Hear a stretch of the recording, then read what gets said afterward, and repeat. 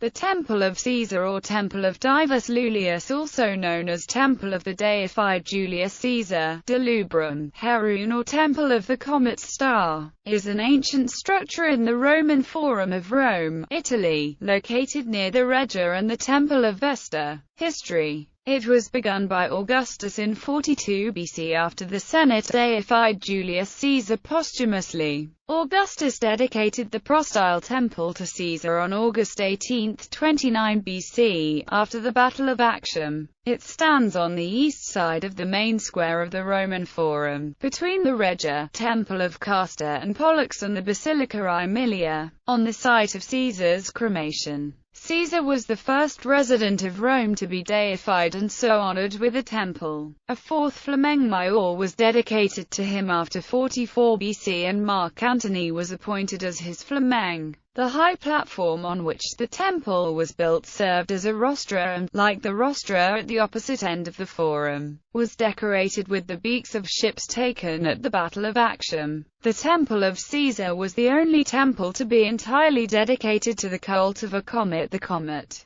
upon its appearance some time after Caesar's murder, was considered to be the soul of the deified Julius Caesar and the symbol of the new birth of Augustus as the unique Roman ruler and emperor. Here the account by Pliny with parts of a public speech delivered by Augustus about the comet, his father Caesar, and his own destiny. The only place in the whole world where a comet is the object of worship is a temple at Rome. His late Majesty Augustus had deemed this comet very propitious to himself, as it had appeared not long after the decease of his father, Caesar. People believed that this star signified the soul of Caesar received among the spirits of the immortal gods. In Greek and Roman culture, comet is an adjective determining the distinctive characteristic of a special star. So, comet star means long-haired star, and it was represented this way on coins and monuments. The divine star was represented and worshipped on coins and probably in the temple itself, as a comet star, or as a simple star. The simple star has been used as a general symbol of divinity since 44 BC. See 44 BC coins series, after the appearance of the comet.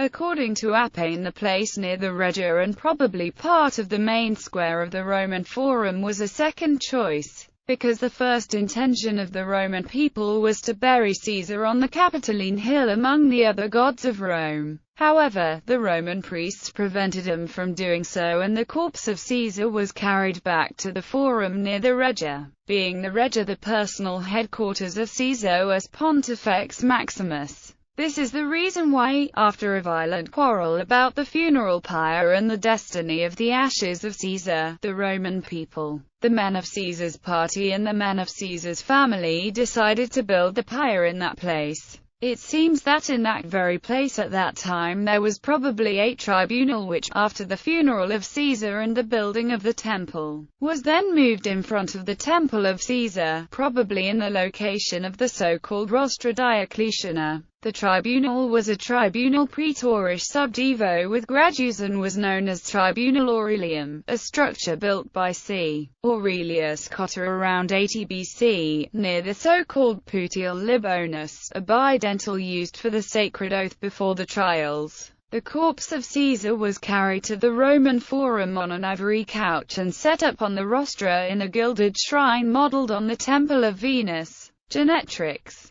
the goddess from whom the family of the Iulii claimed to have come from. Mark Antony delivered his famous speech, and a public reading of the will of Caesar was made, while a mechanical device, positioned above the bier itself, was showing an image of Caesar made of wax, turning it round and round, so that people were able to clearly see the 23 wounds in all parts of the body and on the face. So the crowd, moved by the words of Mark Antony, by the will of Caesar and by the sight of the image of wax, tried to carry the corpse to Capitol among the gods and failed. In the end, the corpse was set on a funeral pile, created near the Reggia by using all the wooden things available in the Forum, like wooden benches, and then cremated with a great fire that lasted all the night long. It seems that the ordinary funeral had been prepared at the Campus Martius, as usual, for the cult of the murdered Pontifex Maximus, a sacred man, against whom to use cutting weapons and objects was strictly prohibited.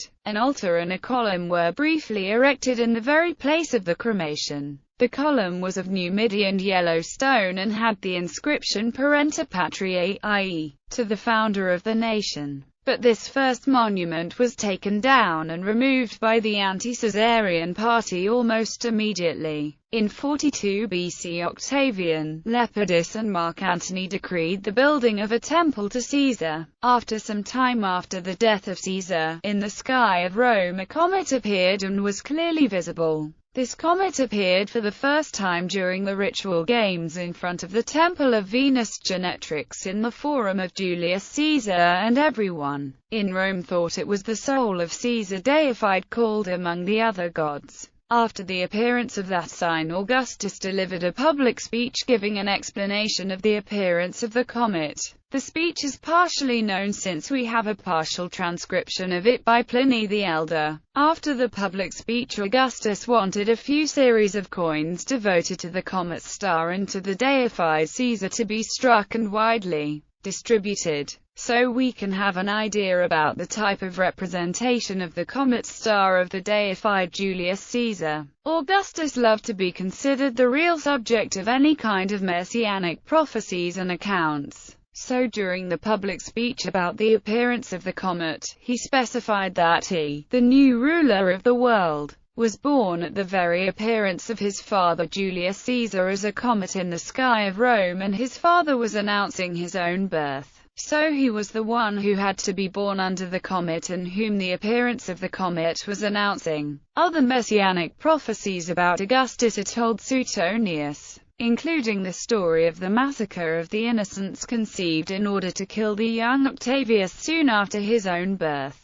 The temple therefore ended up to represent both Julius Caesar as a deified being and Augustus himself as the newborn under the comet, and the comet star itself was object of public worship. The consecration of the temple lasted many days, during which Troy siege reconstructions, gladiatorial games, hunting scenes and banquets were held. During this occasion, the hippopotamus and the rhinoceros were shown in Rome for the first time ever. It seems that the doors of the temple were left open so that it was possible to see the statue of the deified Pontifex Maximus Julius Caesar from the main square of the Roman Forum. If this is true, the new interpretation about the location of the Rostra Diocletiana or Rostra ad Divuli cannot be correct. Augustus used to dedicate the spoils of war in this temple. The altar and the shrine had the right of asylum. Every 4 years in front of the Rostra ad Divuli, a festival was held in honor of Augustus. The Rostra ad Divuli were used to deliver funeral speeches by the emperors. Drusus and Tiberius delivered a double speech in the Forum. Drusus was reading his speech from the Rostra Augusta and Tiberius was reading his own from the Rostra ad Divuli, one in front of the other. The Emperor Hadrian delivered a speech from the Rostra ad Divuli in 125 AD, as it can be seen on the coins series struck for the occasion. Architecture. Only parts of the cement core of the platform have been preserved. The plan of this temple is missing in the imperial Forma Urbis as it is now known. The remaining fragments for this area of the Roman Forum are all on the slabs V11, 711, by 6 and have plans of the Regia, the Temple of Castor and Pollux, the Fons, and La Casilutini, the Basilica Lulia and the Basilica Aemilia. Vitruvius says that the temple was an example of Pisano-style front porch. However, the real arrangement of the columns is again uncertain, as it could be both prostyle or aperatorial. Which type of order was originally used for this temple is still uncertain. Ancient coins evidence with representations of the Temple of Dives Lulius suggests the columns were either Ionic or composite. But it is a fact that fragments of Corinthian pilaster capitals have been found on the site by archaeologists. So a few scholars hypothesize that the temple had an Ionic pronaos combined with Corinthian pilasters on the cellar walls, i.e., at the corners of the cellar. Other scholars consider the temple all Corinthian and the coins evidence as bad Corinthian columns representation. The real distinction between Corinthian and composite is a Renaissance distinction and not an ancient Roman one. In ancient Rome, Corinthian and composite were actually part of the same order, but it seems that composite was common on civil buildings and arches' exteriors and less common on temples' exteriors. Many temples and religious buildings of the Augustan age were Corinthian, such as the Temple of Mars Ultor, the Maison Carrée in Nîmes and others. The temple was destroyed by a fire during the reign of Septimius Severus and then restored, being the coins from the period of Augustus and Hadrian. There is also a possibility that the order of the temple was changed during the restoration by Septimius Severus. The entablature and the cornice found on the site have a modillions and roses structure typical of the Corinthian order. The actual position of the staircase of the podium is also uncertain and is a problem still to be solved. It has been supposed that staircase was frontwards in front of the podium and at the sides, or that it was backwards, at the rear of the podium and at the sides. There is no clear evidence about the real position of the staircase of the podium. The backwards position is a reconstruction model based on a hypothesized similarity between this temple and the Temple of Venus Genetrix in the Forum of Caesar. This similarity is not proved and is merely based on the fact that during public funeral and Mark Antony's speech the body of Julius Caesar was set on an ivory couch and in a gilded shrine modeled on the Temple of Venus Genetrix.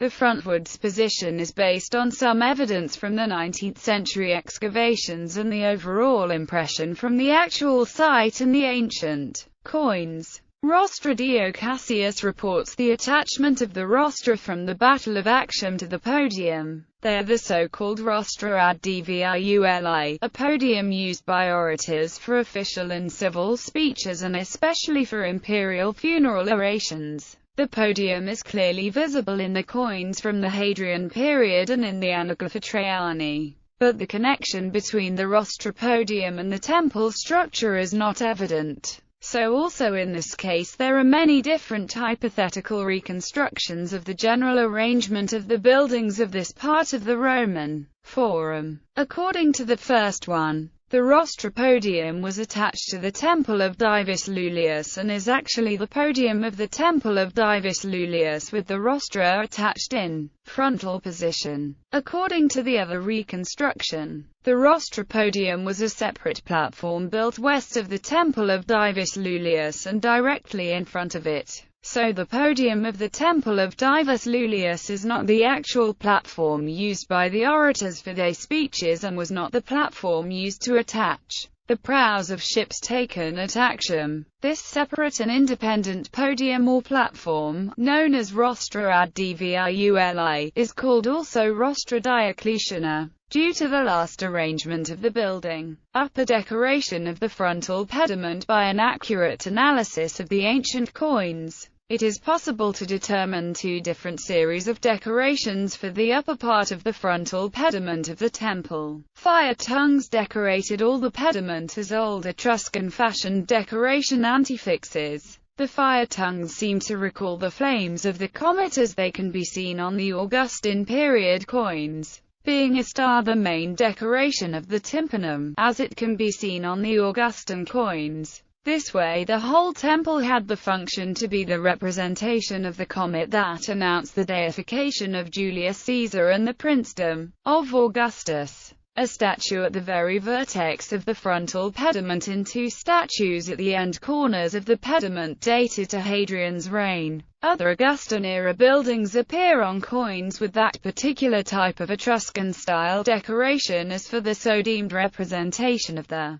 frontal section of the curia. The niche and the altar. The niche and the altar in the front of the temple podium are also a problem of scarce data interpretation. They were visible in 29 BC when the temple was dedicated and when the Augustus coin series with the Temple of Divus Lullius was struck. For the period after the coinage of that coin series there is no clear evidence. It is sure that at a certain time the altar was removed and the niche filled in and closed with stones, so that a continuous wall was created in the podium of the temple. This happened, according to various hypotheses, either on 14 BC, at an unknown, probably before the 4th century AD, or after Constantine I or Theodosius I, due to religious concerns about the pagan cult of the emperor. Since the altar had the right of asylum, it seems strange that the altar had been removed soon after 14 BC. Richardson and other scholars hypothesize that the filled-in niche may have not been the altar of Julius Caesar, but the Puteal Libonus,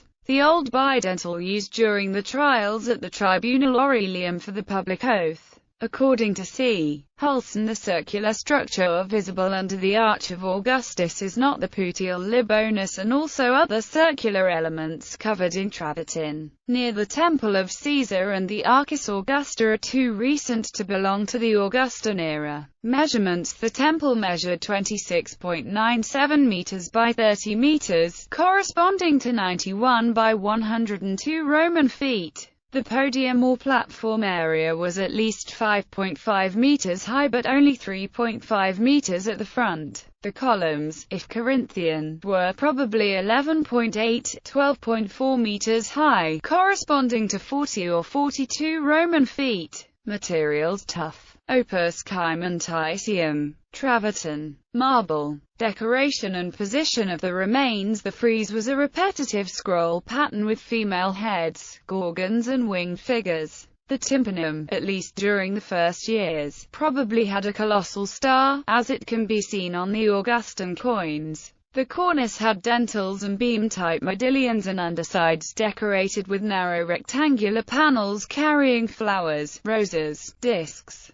laurel crowns and pine cones. Remains of the decorations, among which elements of a victory representation and floral ornaments, are visible on the site or in the Antiquarium Museum in the Roman Forum. Interior: Augustus used the temple to dedicate offerings from the spoils of war. It included a colossal statue of Julius Caesar, veiled as Pontifex Maximus, with a star on his head and bearing the Laterus augural staff in his right hand. When the doors of the temple were left open, it was possible to clearly see the statue from the Roman Forum main square. In the cellar of the temple, a famous painting by Apelles of Venus Anadyomena is sure. During the princedom of Nero the painting by Apelles deteriorated and it could not be restored, so the emperor substituted for it another by Dorotheus. Another painting by Apelles, depicting the Dioscuri with Victoria,